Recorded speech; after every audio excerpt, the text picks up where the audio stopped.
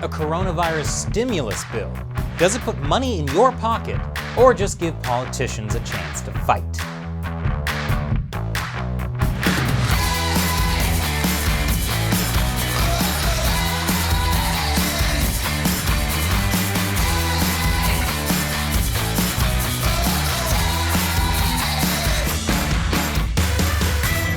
Welcome to America Uncovered. I'm Chris Chappell. The coronavirus pandemic is hitting the U.S. pretty hard. There have been roughly 200,000 cases and 4,000 deaths in the U.S. as of when we recorded this. So far, that's a mortality rate of 2%. While the mortality rate could change, here's one thing that we do know is quite dead: the U.S. economy, thanks to pretty much everything being shut down. But even all that isn't the end of the world.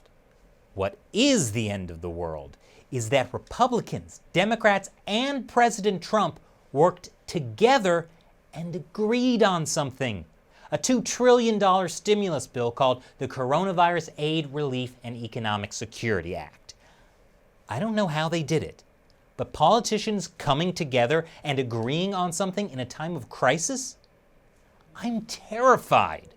The bill is passed. The U.S. Senate unanimously passed a $2 trillion stimulus bill on Wednesday, aimed at helping unemployed workers and industries hurt by the coronavirus pandemic, as well as providing billions of dollars to buy urgently needed medical equipment. The divided Senate came together to vote 96-0. What? Still not convinced that we're in the end times? Okay, how about this? After the bill was passed, Trump praised the bipartisan support and didn't even try to make it remotely about himself. 96-0 in the United States Senate. Congratulations, America. And if that doesn't seem like the self-aggrandizing president we've all come to know and love, listen to this. The Democrats have treated us fairly. I really believe that we've had a very good back and forth, and I say that with respect to Chuck Schumer. I don't know who that man was, but he is not the president. Don't you get it? Don't you see? I'm not the crazy one. You're the crazy ones. The auguries are there to behold. And what's that, Shelley? Oh, wow. Oh, thank goodness. Don't worry, folks. This isn't the end of the world. There was still plenty of partisan bickering before the bill was signed. And guess what? If we look at what actually is in the Coronavirus Aid, Relief, and Economic Security Act, or CARES as they call it, there are plenty of things neither Democratic nor Republican voters will like. For instance, $25 million for salaries and expenses for the House of Representatives. Now don't worry. According to House Committee on Administration Ranking Member Rodney Davis, the $25 million for salaries and expenses is never intended for congressional or member salaries. I can see why you might have been confused. No, that money is for IT equipment and laptops, so congressional staff can work from home during the coronavirus outbreak. Hold on. Almost $11 million for laptops? Did Congress not use laptops before? Were they all sitting in their office on their Apple IIes? Congress has restored my lack of faith in them. As Speaker of the House Nancy Pelosi said, this CARES Act is all about the coronavirus. This is all about the coronavirus. It's not about anything else. I hope she enjoys her new laptop. She only makes $223,000 a year. But here are some of the basics of the CARES Act that might actually affect you. Checks will be written for approximately 150 million American households. Those who qualify will get up to $1,200 per adult, plus $500 for each kid. That's great news. A one-time payout of $1,200 will really help. I just hope I can continue to support my 45 kids. Those little rascals really run up the bills. Some other things the CARES Act provides for include a $500 billion lending program for businesses, cities, and states, a $367 billion employee retention fund for small businesses, $130 billion for hospitals, and 4 months of expanded unemployment insurance, as well as other provisions. Those other provisions include $324 million for diplomatic programs, $350 million for migration and refugee assistance, and of course, $25 million for the Kennedy Center in Washington, D.C. This is all about the coronavirus. It's not about anything else. Now, the funny thing about the Kennedy Center is that although Trump said it started out as a request from the Democrats, he actually approved it. Well, I tell you what, I approved that, and I knew it was $35 million, and we actually took off 10. But I'm a fan of that, although I haven't spent time there because I'm far too busy. I'd love to go there evenings, but I'm too busy doing things because that's more important for me than going there. Now, that's the president we've all come to know and love. One good thing about the final version of the CARES Act is taxpayer-backed loans cannot go to firms controlled by Trump, other White House officials, or members of Congress. Another thing that has enraged some people is $10.5 billion being earmarked for the Department of Defense. But that money is not for bombs. The Pentagon is actually deploying a lot of resources to states to help handle the surge of patients infected with the coronavirus. But here's the thing about the CARES Act. Lawmakers and the White House were bombarded with lobbyists and special interest groups seeking assistance during the negotiations, and the price tag rose from $850 billion to $2.2 trillion in just a matter of days. That is insane. It more than doubled. What happened?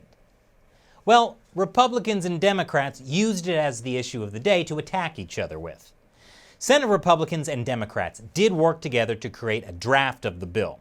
But then, left-leaning media criticized the bipartisan draft, claiming it would help re-elect Trump, while other Democrats said it was a Republican slush fund meant to bail out corporations and not the American people. That referred to $500 billion being set aside for a zero-interest loan program meant to compensate business harmed by the government lockdown. As Politico writes, that was way too much for Democrats, many of whom lived through the political furor surrounding the 2008 financial services industry bailout. They remember facing the populist backlash and being pounded by the Occupy Wall Street movement. They aren't going to do it again. So they're complaining Trump was acting too much like Obama. Here's what former presidential candidate Senator Elizabeth Warren had to say.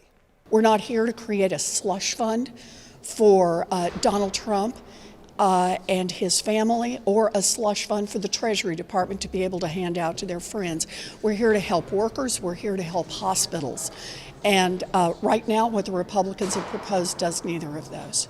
Which is funny because that's exactly what Republicans said about the coronavirus bill that House Democrats separately came up with, called the Take Responsibility for Workers and Families Act, which cost $2.5 trillion.